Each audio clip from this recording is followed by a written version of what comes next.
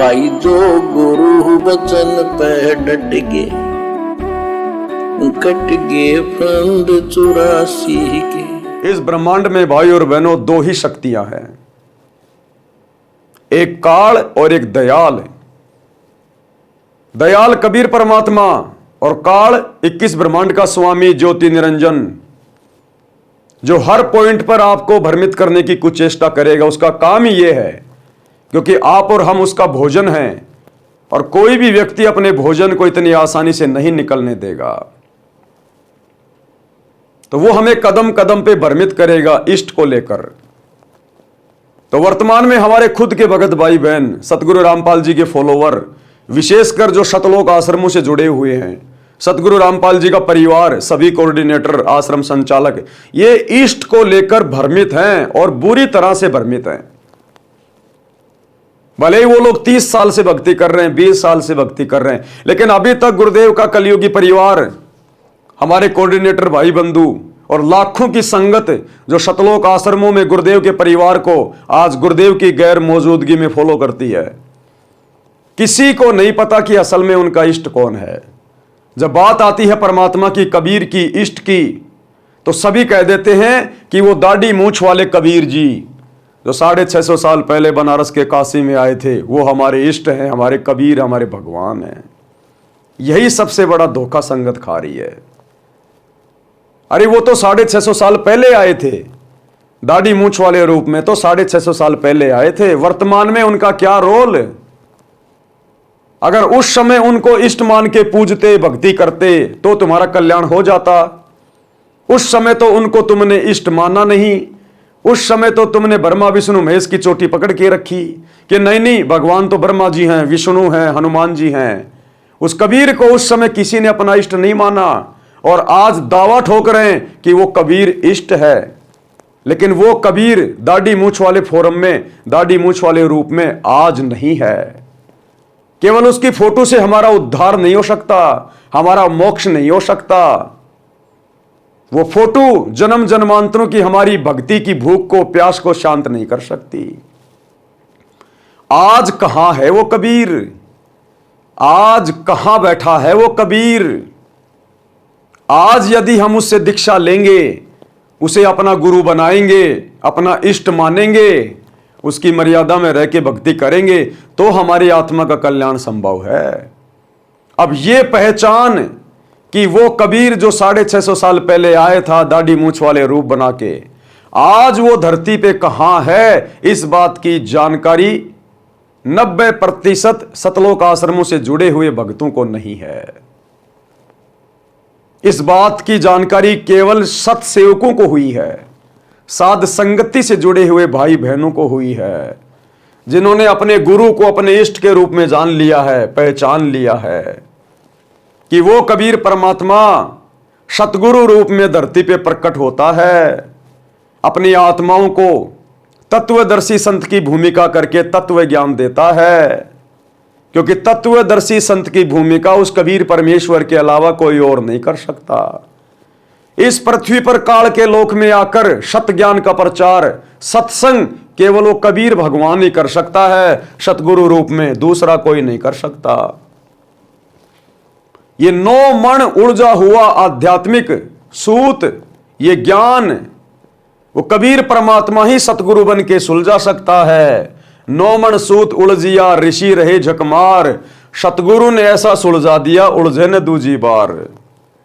अपने द्वारा रची गई सृष्टि की जानकारी इस काललोक में आकर वो कबीर परमात्मा स्वयं ही दे सकता है, दूसरा कोई नहीं दे सकता। इसलिए सत्सेवकों ने पहचान लिया, जान लिया कि सतगुरु रामपाल जी स्वयं कबीर देव हैं, हमारे इष्ट हैं, हमारे पूज्य हैं, हमारे ईश हैं।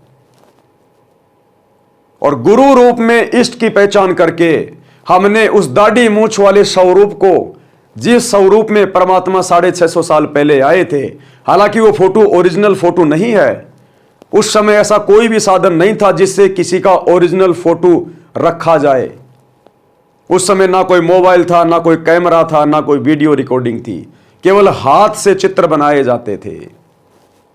तो वर्तमान में जो फोटो दाढ़ी मूंछ वाली जिसे कबीर जी की कहा जाता है, वो असल में कबीर जी की फोटो नहीं है, वो तो एक इमेजिन है, बनावटी फोटो है, सोची हुई फोटो है। तो जब तक हमें यह पक्का दृढ़ विश्वास नहीं होगा, पता नहीं चलेगा कि वर्तमान में कबीर कहां है, तब तक हम कभी भी अपना तन मन और शीश अपने ईश के ऊपर समर्पित नहीं कर सकते। तो सौभाग्य है सत्सेवक भाई बहनों का, जिन्होंने सतगुरु आशीर्वाद से उनकी पहचान कर ली अपने इष्ट देव के रूप में, अपने परमेश्वर के रूप में, अपने कबीर देव के रूप में, और आज दृढ़ होकर अपना सर्वस्व अपने गुरुदेव के चरणों में न्योछावर करके अपना तन, अपना मन, अपना शीश और अपने ईश सतगुरु रामपाल जी के चरणों में समर्पित करके आज निश्चिंत होके भक्ति कर रहे हैं, निर्भय होके भक्ति कर रहे हैं। तो ईश के ऊपर, इष्ट के ऊपर अपना सब कुछ समर्पित करने से पहले हमें यह जानकारी होनी चाहिए कि हमारा इष्ट कौन है। एक छोटा सा सत्संग गुरुदेव के मुख कमल से गुरुदेव स्वयं कह रहे हैं कि अपने ही गुरु को इष्ट मानकर पूजेंगे तब हमारा यह जन्म मरण का रोग समाप्त होगा। अपने ही गुरु को इष्ट रूप में पूजना पड़ेगा, क्योंकि गुरु के अलावा दूसरा कोई इष्ट होता ही नहीं है। गुरु और गोविंद दो नहीं भाई, जब तक दो समझोगे दो जख्म में जाई। गुरु को कोई साधारण मनुष्य नहीं मानना चाहिए। इसीलिए गरीबदास जी ने बार बार चेताया है, समझाया है हम कलयुग के बिचली पीढ़ी वालों को कि गुरु मानुष कर जानते वो नर कहिए अंध, और मैं दुखी संसार में आ गए यम के फंद। तो हमने तो यम के फंद कटवाने हैं, और यम के फंद कटेंगे जब हम अपने गुरु जी को अपना ईश मान के, इष्ट मान के, अपना तन मन शीश उनके ऊपर अर्पित कर देंगे, न्योछावर कर देंगे। जैसा गुरु जी कहेंगे वैसा ही करेंगे, वही भक्ति करेंगे, उन्हीं की आज्ञा में चलेंगे, उन्हीं की मर्यादाओं में रहेंगे, उनके प्रत्येक वचन को फॉलो करेंगे। एक पति को छोड़कर आन में आस्था रखने वाली पत्नी को व्यभिचारिणी कहते हैं। तो अपने ही पति से हर इच्छा पूरी हो उसी को पति भर्ता कहते। तो हम जब पति भर्ता पद पर आ जाएंगे तो परमात्मा कहते हैं पति भर्ता जमी पर जो जो धर है पावे, समर्थ झाड़ू देत है ना काटा लग जावे।